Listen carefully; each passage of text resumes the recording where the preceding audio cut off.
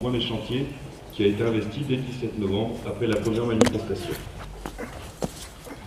Pour la première fois, ce sont alors rencontrés des hommes et des femmes, beaucoup, de tout milieu professionnel, de tout corps politique et de tout âge. Employeurs, salariés, artisans, commerçants, retraités, chômeurs, étudiants, personnes en situation de handicap. De 16 à 99 ans, de droite, du centre, de gauche, des verts, des bleus, des jaunes et des rouges, et bien d'autres encore. Déclenchant un véritable élan de solidarité de la part des habitants et des commerçants caladois, que nous n'en avions encore jamais vu.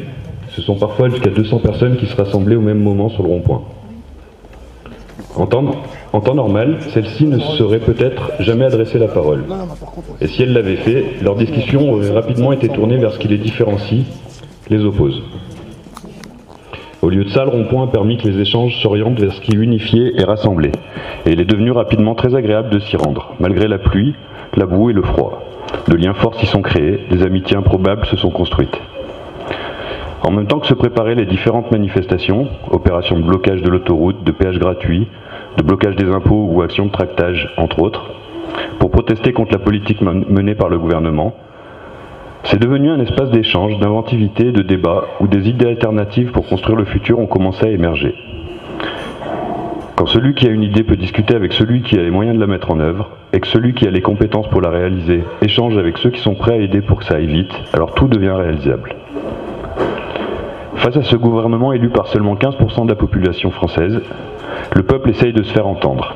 Puisque les manifestations et les blocages n'y font rien, allons plus loin.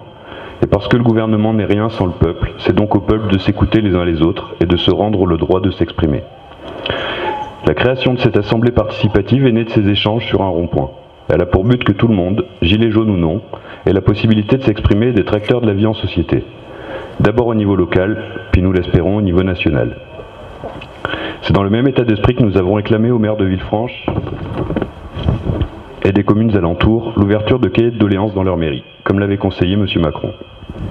Avant d'être des gilets jaunes, nous sommes des personnes qui se sont rencontrées autour d'une colère commune et qui avons décidé de chercher et de proposer des solutions de manière collective pour vivre mieux tous ensemble dans ce pays qui nous est si cher et dont le peuple est négligé, sans cesse divisé et ramené à l'état d'enfant irresponsable, incapable soi-disant de se gouverner.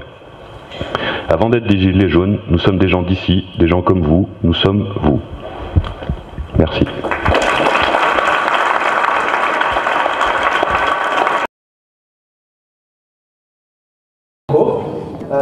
J'ai travaillé comme tout le monde, bien sûr. Alors, je me présente vite fait. Je m'appelle Nicolas, je suis là depuis le début, donc tous les actes depuis mi-novembre. Je souhaite juste mettre mes idées devant tout le monde, devant cette assemblée. Alors, c'est vrai qu'on parle beaucoup des jeunes, des retraités, des personnes qui sont handicapées, en pension d'invalidité, veufs ou peu importe. Après, on parle pas beaucoup des enfants, je veux dire moins de 18 ans. Ces mêmes enfants ont aussi des droits, ont aussi des chances, ils ont un avenir, c'est notre avenir, et ils ont une école. Et cette même école, si elle ne fournit pas les bons enseignements, si elle ne fournit pas les bons profs qui ont les capacités à bien apprendre, tout ça, forcément, eux, pour notre avenir, ça va dérouiller. Puisque s'ils n'ont pas les bons outils pour que tout le monde apprenne, à égalité je parle, pour que tout le monde apprenne et que pour tout le monde ensuite puisse prendre acte de ces enseignements, du coup ça fait que plus tard on aura une école, enfin même aujourd'hui on a une école qui est défaillante. On a une école qui perd le contrôle de ses enfants et au lieu de leur faire apprendre, il les conditionne. Voilà.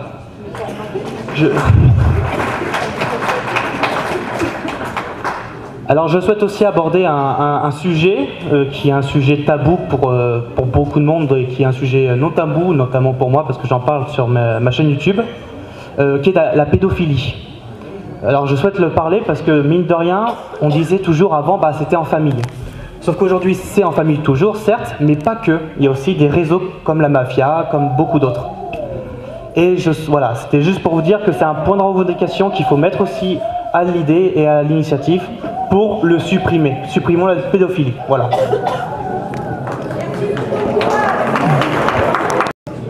Oui. Et enfin, j'aimerais soutenir, oui, effectivement, il faut soutenir le RIC, c'est une démocratie directe. Les Suisses, oui, oui, je surveille. Les Suisses, le Venezuela aussi l'ont adopté et ils l'ont aussi. Par contre, si demain on peut réécrire une constitution, c'est pas un problème, mais si on devrait refaire une monnaie, il faudrait la refaire sur une matière première, or, argent, zinc, cuivre, tout ce que vous voulez. Comme ça aurait de la valeur dans le long terme. Voilà, je vous remercie.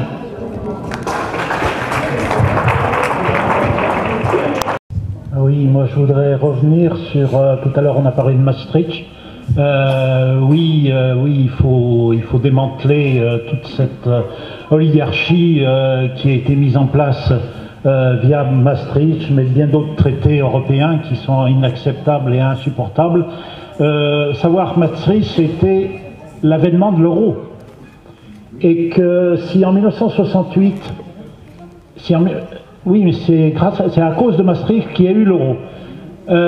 Donc si en 1968 il y a eu une augmentation de 30%, le mouvement s'est arrêté parce qu'il y a eu une augmentation du SMIC de 30%. C'est énorme, c'est énorme. Si nous donnait 30% aujourd'hui, on arrêterait peut-être. Hein, non, mais parce qu'ils en sont loin. Hein, c'est pas avec leurs 100 € qu'ils sont même pas sur le SMIC. Donc, ce que je voulais dire, c'est que parce qu'on avait le franc et que la façon de fabriquer le franc était complètement différente que de la façon de fabriquer l'euro. Hein, et que le franc, on pouvait faire marcher la machine à billets à l'époque, et on a baissé le franc de 10%. En baissant d'évaluer le franc de 10%, ça a permis de donner 30% de SMIC supplémentaire. Aujourd'hui, on ne peut pas baisser l'euro parce que c'est la banque centrale européenne qui gère ça. En plus de ça, la façon de fabriquer la monnaie, là aussi il faudrait de la formation. Hein, vous savez comment est fabriquée la monnaie? C'est les banques qui fabriquent la monnaie, c'est les privés qui fabriquent la monnaie, c'est pas nos gouvernants, c'est insupportable ça. Et ça, tant qu'on n'y démontrera pas, alors c'est vrai qu'on a de la formation à faire entre nous, parce que pour beaucoup, on ne connaît pas tout ça, hein, mais vous voyez, ça fait... Alors, et puis la dernière chose que je veux intervenir, c'est sur les conseillers municipaux et les maires. Hein, on est en train de faire transférer la violence, des gilets jaunes.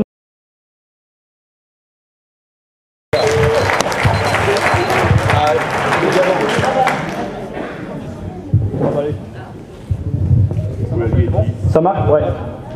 Bonjour à tous. Donc moi c'est Jérôme, je suis dans l'équipe Street Medic maintenant, c'est moi qui vais ramasser les blessés quand il y en aura. J'ai commencé à le faire à Lyon. Donc je voudrais revenir à ce que disait monsieur, c'est très intéressant par rapport à la monnaie. Donc moi je vais vous montrer une pièce, est-ce que certains savent ce que c'est? C'est la pièce de 5 francs. Voilà, donc ça c'est un 5 francs écu. Celle-ci, elle date de 1875. Elle a une valeur aujourd'hui de 20 €. Vous savez pourquoi? Parce qu'elle est en argent métal. Le franc était basé sur l'argent métal. Aujourd'hui, si vous en avez marre de l'euro, vous voulez sortir individuellement, vous allez à votre banque, vous leur dire bonjour, j'aurais acheté des pièces en or. 10 francs, 20 francs Napoléon, la 20 francs, elle a une valeur de 200 €, un peu plus. La celle de 10 francs, 110, il me semble. Attendez pas qu'elle en vaille 1000 ou 2000 pour pouvoir en acheter. Vous voulez passer à l'or et à l'argent métal, et là, l'euro, vous n'en avez plus rien à foutre. Vous pouvez aussi évidemment prendre des informations sur le blog de Pierre Jovanovic qui est sur internet, et là vous savez tout ce qui se passe dans les banques.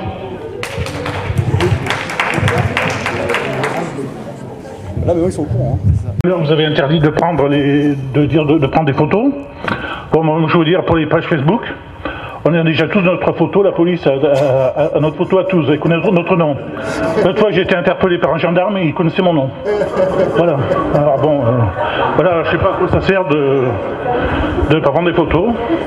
Bon, je vois que là il y a beaucoup de gens qui on va pas souvent en péage non plus, quoi. Bon, voilà quoi, c'est tout, j'ai rien d'autre à dire. Merci. On essaie de respecter les libertés et les droits de chacun. En même temps, il a raison. Est-ce que quelqu'un d'autre veut s'exprimer? Bonjour tout le monde. Moi, je voulais m'exprimer puisque je voyais sur BFM TV le RIC arriver en 10e position à peu près sur ce que revendiquaient les Gilets jaunes. Moi, pour ma part, en ce qui me concerne, et je pense qu'on est assez nombreux là-dessus, pour moi, c'est vraiment le point le plus important de la démarche des Gilets jaunes, c'est-à-dire qu'on puisse proposer les lois, en tout cas parler des choses qui nous dérangent dans le pays, et après que tous ensemble, on puisse les voter. Donc aller vers plus de démocratie, c'est-à-dire qu'un Français fera une voix, alors que le système aujourd'hui, on vote des députés, on vote une élite, des intelligents pour faire des lois et nous diriger. Eh bien moi je pense que c'est pour moi en tout cas le point le plus important, le RIC, puisque le reste, même s'ils vont nous donner 100 € là ou quelque chose d'une main, bon bah ils vont nous le reprendre de l'autre en augmentant de 1%, etc. Et puis voilà. Merci. La parole est vraiment donnée à tout le monde, donc de quoi voulez-vous parler ce soir? Allez-y, n'hésitez pas. Alors moi, je voulais revenir sur les médias. Surtout pour les gens qui ne connaissent pas et qui ne sont pas venus sur les points de ralliement. Tout ce qui est dit à la télé, tout ce qui est nationalisé, on dira, en médiatisation, est manipulé.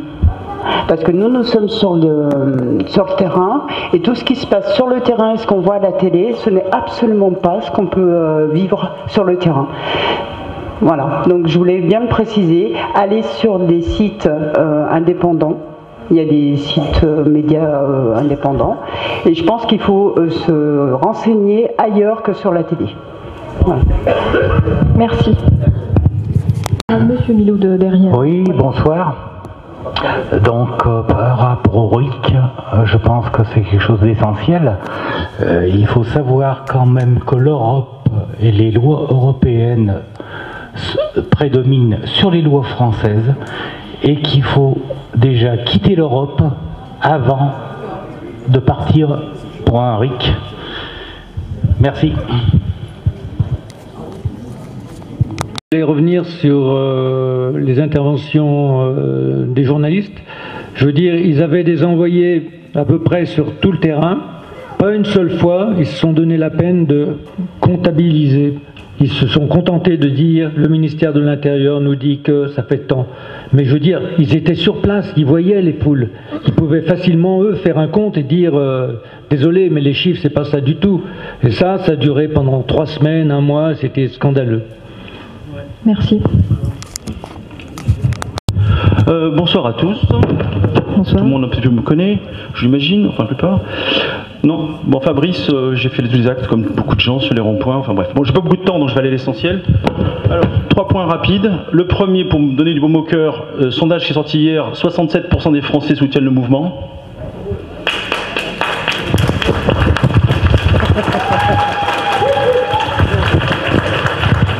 Deuxièmement, samedi dernier, mon ressenti, c'est pour aider que je dis ça. Je pense que j'étais en panne de voiture, j'habite vers les Halles, bref, enfin je me tape samedi, je suis arrivé en retard, au rond-point, j'ai fait à pied le promenoir, je repointe les chantiers jusqu'au rond-point, on nous voit plus. Ça veut dire pour moi, j'ai compris qu'il n'y avait plus de gilets jaunes à Villefranche, parce que je sais qu'il y en a qui sont partis à Lyon, je pense que c'est une erreur, je le dis comme je le pense. Je pense qu'il faut revenir ici, parce qu'à Lyon, ça apporte pas de valeur ajoutée, alors qu'ici, ça nous manque cruellement. Donc ce qu'il faut faire à mon sens, c'est quelles que soient les équipes, on reste sur Villefranche. Je donne mon opinion, c'est tout, c'est pas des ordres. Hein. Enfin bon, voilà. Il faut rester à Villefranche, c'est divisé en 2 équipes minimum, une sur les péages, parce que on m'a dit que ça se faisait vachement, c'était bien perçu par la presse. Donc péage gratuit, je parle. Et deuxièmement, l'autre équipe va sur un rond-point, notamment l'Intermarché ou ce qu'on veut. Voilà. Voilà. Deuxième point. Et troisième point, j'ai une idée à vous proposer. Enfin, je suis pas le seul. Il est où mon copain là? Voilà. Voilà. Donc l'idée, parce qu'on n'a pas beaucoup de temps. Alors l'idée, ça serait de faire une marche, parce que l'idée c'est de se décaler.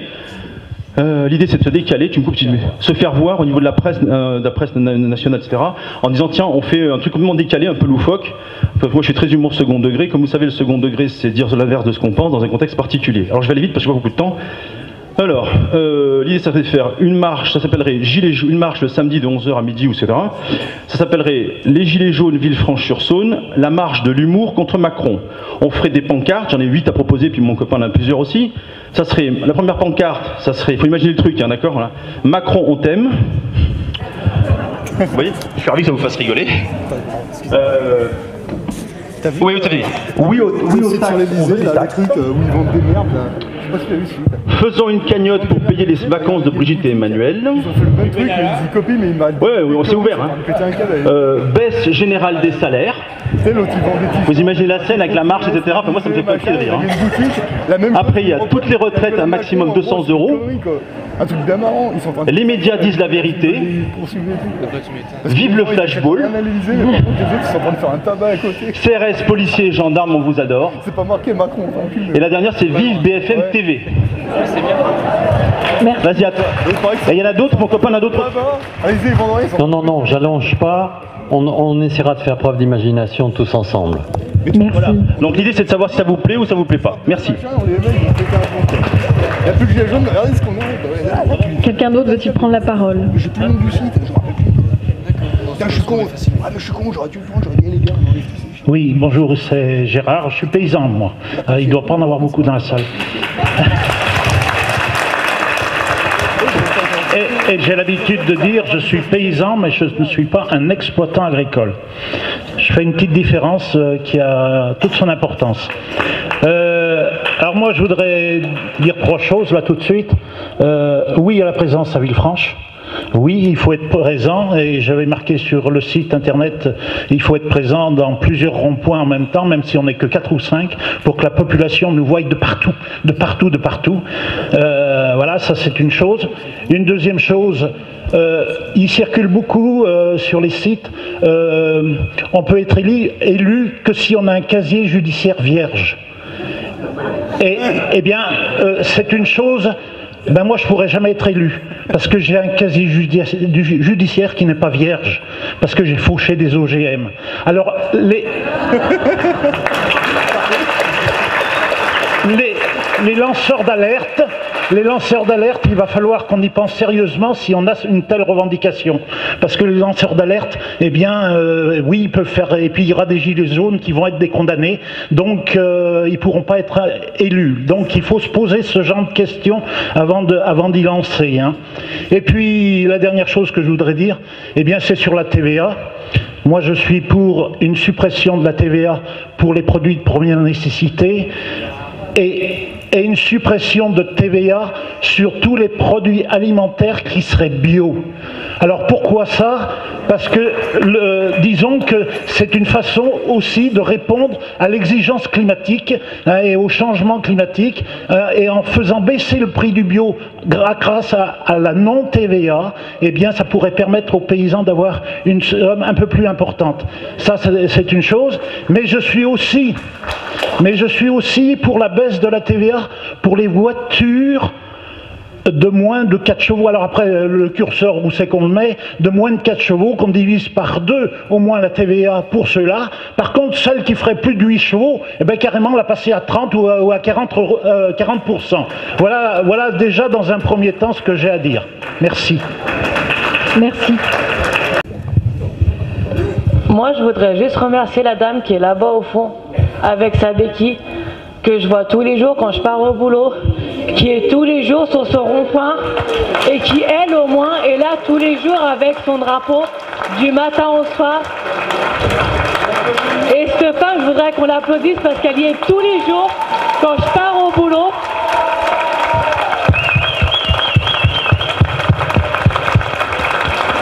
Et je trouve que cette femme, elle a un très grand courage. Elle est handicapée, elle a une béquille, elle y va tous les jours, tous les matins, elle est sur son rond-point avec son drapeau. Et à pied surtout, elle arrive à faire chez elle Villefranche à pied. Je trouve ça énorme pour cette dame. Après, je voudrais revenir sur un point, le péage. On y a été samedi, je suis d'accord, il y a une réunion qui a circulé la semaine dernière. Tout le monde était d'accord. Sur le péage, on s'est retrouvé à 50. Comment vous voulez qu'on tienne un péage à 50 ? Tout le monde était ok, on était à peu près 200 à être d'accord. Le lendemain, on arrive sur le péage, on n'était que 50. Et je pense que dans la salle, il y en a pas mal qui sont là et que je vois, qui peuvent témoigner qu'on n'est pas beaucoup sur les péages. Donc pourquoi on se fait gazer? Parce qu'on n'est que 50. Et c'est le plus grand péage qu'on a et qu'on pourrait avoir. Sauf que tout le monde dit ok, mais personne ne vient.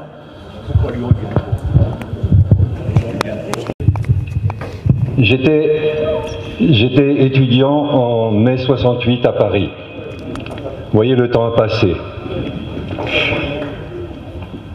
C'est le mouvement des Gilets jaunes est le mouvement le plus important depuis cette date en France.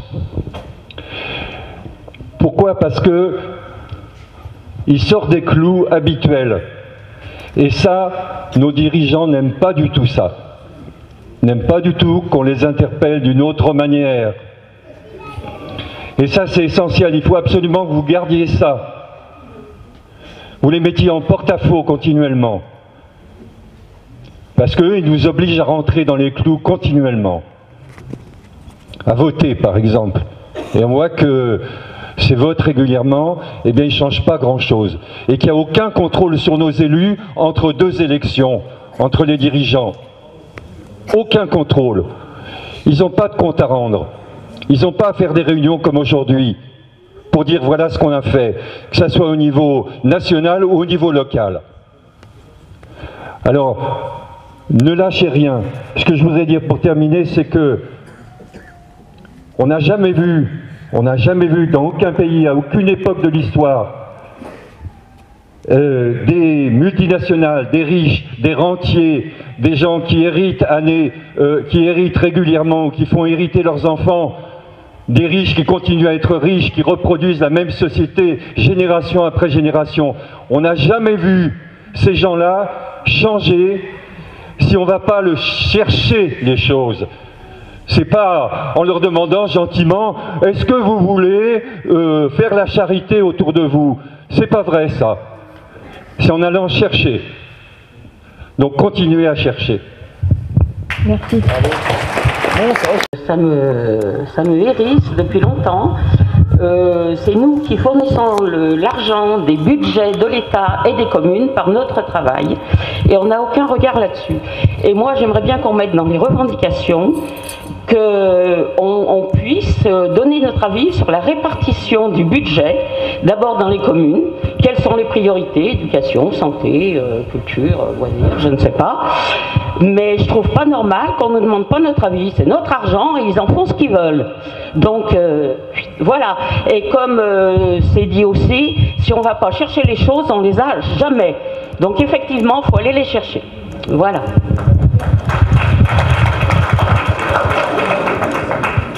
Bon, j'exprime tout mon plein accord avec ce qui vient d'être dit. D'autre part, c'est une réponse à ce qui a été dit tout à l'heure. Par rapport aux multiplications des points de rencontre des Gilets jaunes, la presse, la triste presse, je ferai une petite exception quand même au milieu, va nous annoncer quelques centaines de personnes à Lyon, alors qu'il y a des milliers, voire des dizaines de milliers de personnes. Par contre, ils ne peuvent pas dire qu'il n'y a pas 4, 5, qu'il n'y a pas de rencontres à Villefranche. À quoi bon aller à Lyon alors qu'on est sur Villefranche et je pense que c'est prioritaire de multiplier le nombre de points de rencontres des Gilets jaunes. Bon.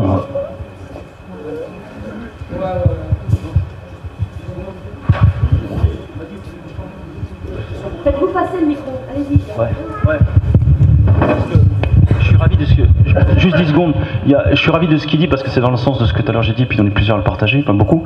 Moi j'avais une petite entreprise avant toute bête, hein, et j'ai appris avec mes dépenses, c'est qu'en fait, les business, ce qu'on fait c'est pareil, il y a une cible, c'est qu'en fait, plus c'est vu, plus c'est vendu. Plus c'est vu, plus c'est vendu. Moins c'est vu, moins c'est vendu. Donc, c'est ce qu'il dit, c'est ce qu'on dit tous visiblement. Plus on sera présent sur les ronds-points visibles, même 4-5, on a plus besoin de taper notre cible, c'est-à-dire les gens qui sont hésitants par rapport à ça et qui veulent venir, quoi. Parce que l'expérience que j'ai fait à pied la semaine dernière, j'ai marché tout seul, à la limite j'étais dans les airs de Gobi, c'était pareil, quoi. Voilà. Oui, je compléterai en disant que il faut être vu. Et nous avons à Villefranche bientôt une fête très, très connue, très réputée, que sont les conscrits. Donc je propose qu'on soit vu à cette fête des conscrits. Pourquoi pas faire la vague en gilet jaune. Villefranche met tout cela. Et le problème, c'est que le maire, il veut pas qu'on aille détruire son village. Il veut pas qu'on fasse ci, il veut pas qu'on fasse ça. Donc ça m'étonnerait qu'il nous laisse aller avec les conscrits. Tout simplement parce que on est gilets jaunes et le maire, il y voit pas comme ça et les gendarmes de Villefranche non plus. Donc je pense bien qu'ils vont prendre leurs précautions le dernier week-end de janvier. Bonsoir. Alors moi, je voudrais dire que nous sommes tous d'accord que se battre pour le RIC, c'est très très important. On est tous d'accord là-dessus. Par contre, j'aimerais moi aussi qu'on se batte pour les urgences. C'est-à-dire se battre pour une réelle augmentation du SMIC, se battre pour une réelle augmentation des retraites, et tout ce qui va avec, c'est-à-dire les indemnités aussi handicapés et tout ça. Je pense que de ça, il ne faut pas l'oublier. C'était un peu les premières revendications des Gilets jaunes, et c'est, je pense, ultra important, c'est ultra urgent. Alors, se battre pour le RIC, oui. Le RIC, je pense que ça ne va pas se faire immédiatement. Je pense qu'il faudra beaucoup de temps pour imposer ça. Et en attendant, il y a des gens qui ont du mal à finir le mois, et je pense que c'est ça qui est très très important.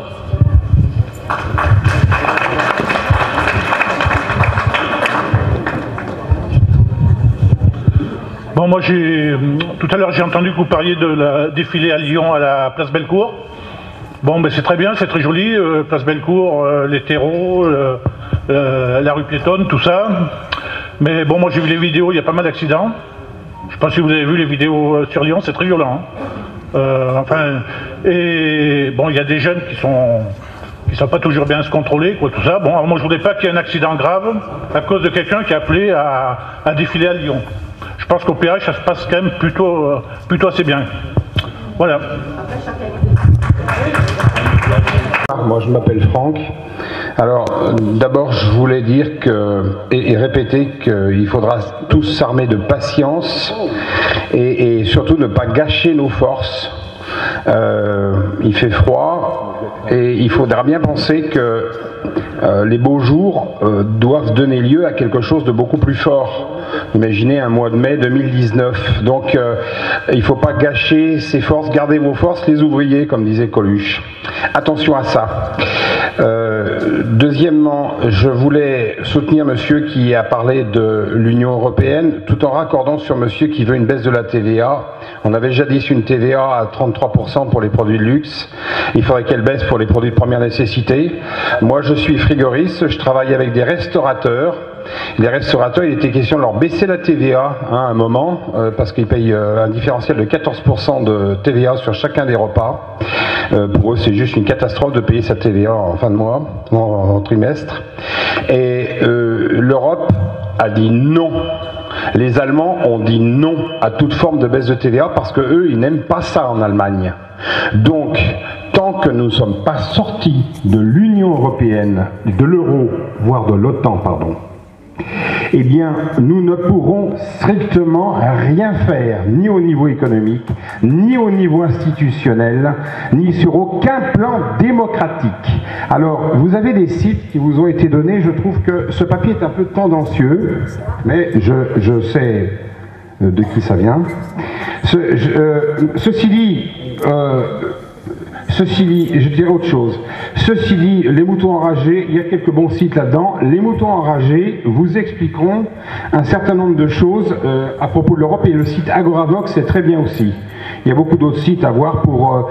il faut que chacun s'élève dans la compréhension de ce qui se passe et les forces qu'il a à mettre à faire. Nous sommes dans une phase de l'histoire où chacun doit s'informer et sortir de la méconnaissance qui est générée par les médias, comme disait madame tout à l'heure. Alors ça, chaque fois que vous travaillez là-dessus, chez vous, individuellement, que vous vous plongez dans des dossiers, que vous comprenez des causes, pourquoi il a dit ça, quelles sont ses intentions, etc., vous faites gagner la révolution. Voilà, la vérité, c'est la révolution. J'ai encore un autre point à vous dire aussi, c'est que nous ne pourrons rien changer, peut-être qu'avec le fameux RIC ou RIP. Ça, c'est un point absolument essentiel et je soutiens parfaitement ce projet-là. Il faut absolument tracter sur ce sujet-là et l'obtenir. Et à partir de là, les choses vont se déboucler. Ensuite, Je voulais vous dire, et je termine là-dessus, et Merci. Émilie, tu voulais faire la... Oui, bonsoir, je suis assistante maternelle et je suis très fière d'être française parce qu'enfin, vous vous êtes tous réveillés. Donc merci aux Gilets jaunes.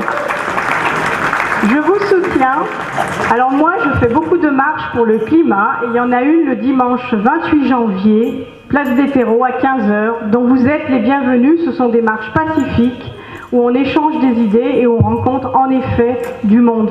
Et je pense que tous ensemble, eh ben, on peut aller très très loin. Voilà.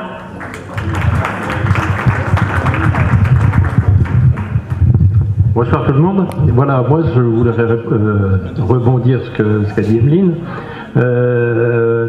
Concernant le cinéma fait par notre élite, hein, Macron, que tout le monde aime bien ici. Oui. Ah bon. Donc voilà, je pense que c'est une grosse mascarade, hein, et que de toute manière, il faut que chacun sache et le fasse savoir autour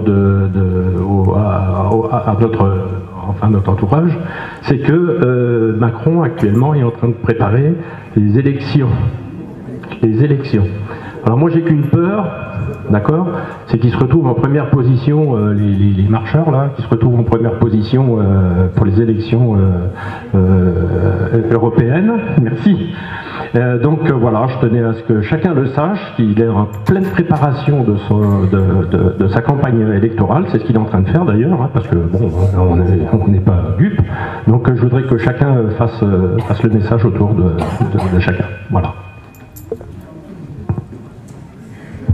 Ouais, sur juste 10 secondes, une info complémentaire par rapport à tout ce que dit sur leur RIC, enfin le RIC et puis leur grand baratin ou débat, je sais pas comment on appelle ça.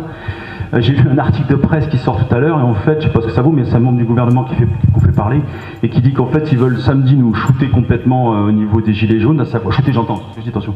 Je veux dire, ils veulent noyer l'action de samedi, l'acte 10, en le remplaçant par, enfin, en espérant que les débats qui auront lieu vont faire 200, je crois, en France. Donc 77 qui sont inscrits pour l'instant de débats, et ils veulent utiliser ces débats en espérant qu'il y en ait 200 en France pour qu'en termes de communication, ça noie complètement ce qu'on va faire samedi. D'où la raison, c'est important d'être massivement, faire venir les copains, les cousins, qui on veut, massivement les copains, la famille pour venir samedi pour les contrecarrer, quoi. Voilà. Bonjour tout le monde, je me présente, donc Jean-Luc, je viens pas très souvent, je suis venu 3-4 fois sur le rond-point. Moi, j'ai une question, je jette la pierre sur absolument personne, attention, hein. Je fais un constat. Pourquoi et comment on en est arrivé là? On est en train de prendre dans la gueule, là maintenant, le traité de Maastricht. Qui n'a pas voté pour le traité de Maastricht? Qui? Moi je dis non, moi j'ai pas voté pour. Mais il y a beaucoup de monde qui a voté pour le traité de Maastricht, la preuve c'est qu'il est passé. Et on est en train de le prendre en plein dans la gueule, là. En plein dans la gueule. Avec tout ce que ça comporte. Je pourrais même poser une question. Qui a lu le traité de Maastricht? Qui l'a lu? Il n'y en a pas tant que ça. Il y en a, je ne dis pas qu'il n'y en a pas, hein. Il y en a, mais il n'y en a pas beaucoup. Résultat, le traité de Maastricht est passé et on le prend dans la gueule. La deuxième chose, qui est une des raisons pour laquelle on en est là aujourd'hui.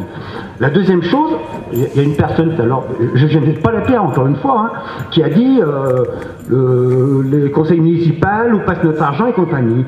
Qui est allé assister à un conseil municipal dans sa commune? Qui a participé à la citoyenneté dans sa commune? Il n'y en a vraiment pas beaucoup. Moi je le dis franchement, je pense qu'il y a vraiment très peu de monde qui est allé.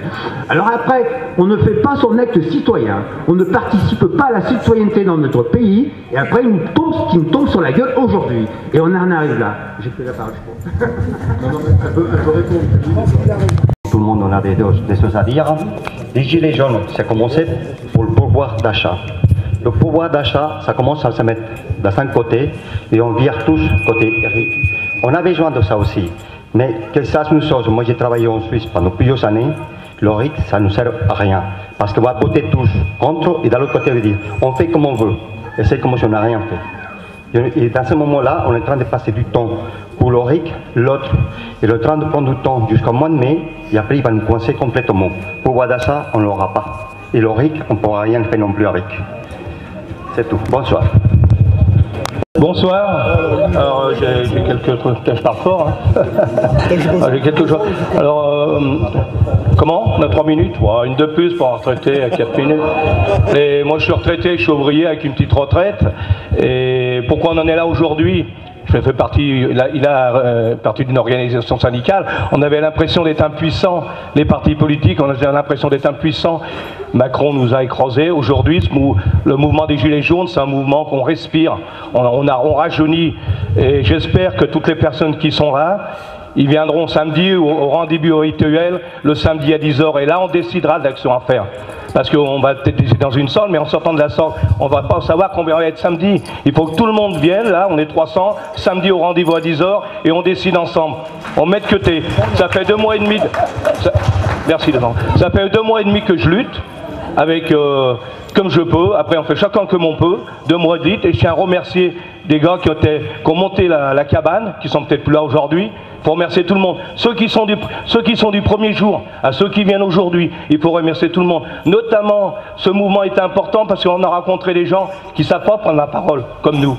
On a rencontré des petits gens qui ne savent pas prendre la parole, qui savent moins s'exprimer. Et aujourd'hui, il faut respecter ces gens. C'est-à-dire le rassemblement qu'on prend depuis le début de la lutte, le samedi au chantier, il faut y aller, il faut maintenir. Deuxièmement, sur les revendications, qui est importante. Parce que moi, j'ai pas fait mes 68, j'avais 12 ans, mais mon père l'avait fait, j'ai des souvenirs. Ce mouvement, il est important, les méthodes d'action. C'est-à-dire les méthodes d'action, ils savent pas comment faire avec nous. L'autoroute, c'était bien, l'Ave Maria, c'était bien, des méthodes d'action, malheureusement, un peu dures.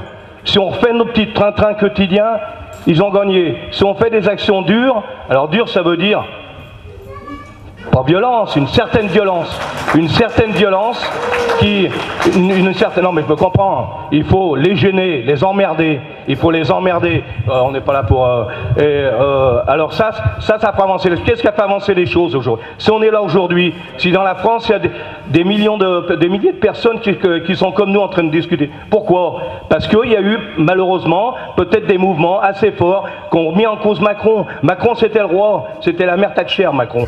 Et deuxième chose, sur les revendications, il y a une chose qui est importante sur les revendications. On parle du RIC. Le RIC, est-ce que le petit gars du coin là-bas, il sait ce que c'est le RIC? Moi je suis aussi pour un gouvernement où il y a des ouvriers. Dans le mouvement, il faut qu'il y ait des ouvriers avec une petite retraite. Je suis dans le gouvernement qui fait des choses. Les revendications, ce qui est important, c'est que dans les années 70, il n'y avait pas les restos du cœur. Ça n'existait pas les restos du cœur. Aujourd'hui, il faut des revendications chiffrées. Le SMIC, attends, peut-être important, c'est le minimum de vieillesse. Un minimum, il y a des gars qui ont la retraite, ils font 800. Merci Michel. Merde. Actuel qui est très malade, il a bossé toute sa vie, il galère actuellement pour vivre à la fin du mois, partir en vacances. Donc si je suis dans la rue, c'est pas que pour moi, c'est pour mon papa, pour ma maman qui est très malade aussi, et je pense que son copain peut en témoigner à l'heure actuelle. Baisser sa retraite ou baisser la retraite de tous ceux qui sont là, je trouve ça inadmissible parce qu'ils ont bossé toute leur vie et je trouve pas ça normal. Et je voudrais revenir aussi sur ceux qui ont monté le rond-point et je voudrais absolument les remercier parce que c'est grâce à eux qu'on a connu pas mal de monde. Et je voudrais remercier Jérémy qui est là et je voudrais remercier Céline aussi qui a fait pas mal de choses aussi. Et tous ceux qui ont monté le rond-point, on peut leur dire merci parce qu'ils ont quand même dormi dehors avec moins 2, moins 3 degrés. Et ça, c'est quelque chose que personne ne fera. C'est à l'heure actuelle, on s'est tous réunis comme ça, c'est grâce à eux. Et je tiens à les remercier infiniment. Et Céline y compris. Bonjour, moi je voudrais répondre au monsieur qui disait qu'on était parti de revendications sur le pouvoir d'achat et qu'on semble dériver vers des revendications politiques. Mais ce qu'il faut comprendre, c'est comment le pouvoir d'achat est dépendant de la politique. Comment le pouvoir d'achat, on ne peut pas le dissocier du mode de gouvernement qu'on a, c'est-à-dire en ce moment une inféodation totale à l'Union européenne. C'est pour ça que tout à l'heure c'est bien d'avoir cette liste de médias. Il n'y a pas que les médias, il faut vraiment arriver à comprendre comment on en est arrivé là. Et ça a commencé même avant le traité de Maastricht, puisque ça a commencé avec la loi du 3 janvier 1973. Et je pense qu'il y a un travail vraiment important de compréhension et de diffusion de l'information à faire à ce niveau-là.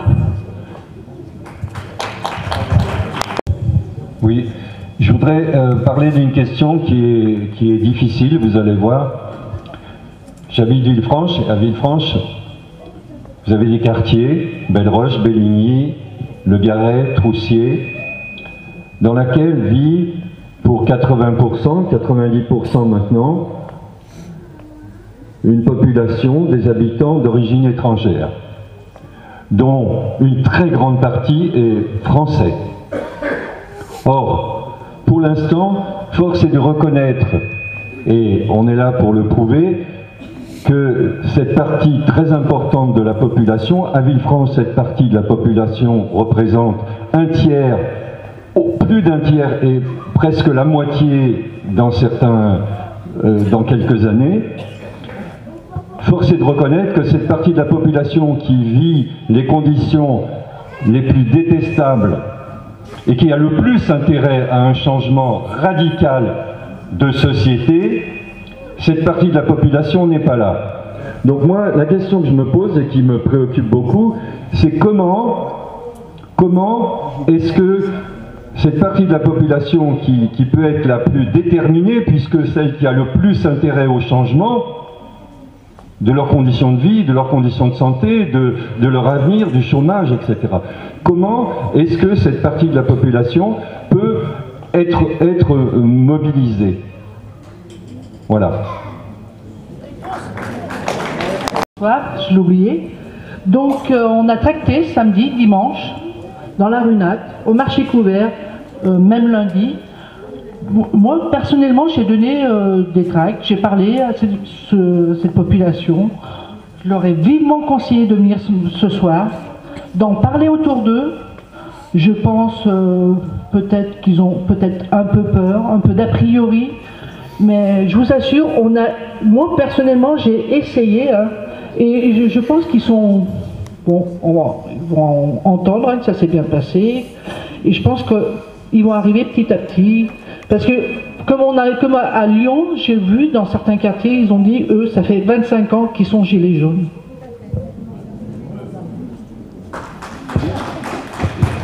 J'enchaîne, moi c'est Jamila, donc je suis issue des quartiers populaires, donc je suis là et je remarque quand même qu'il y a une certaine diversité dans la salle.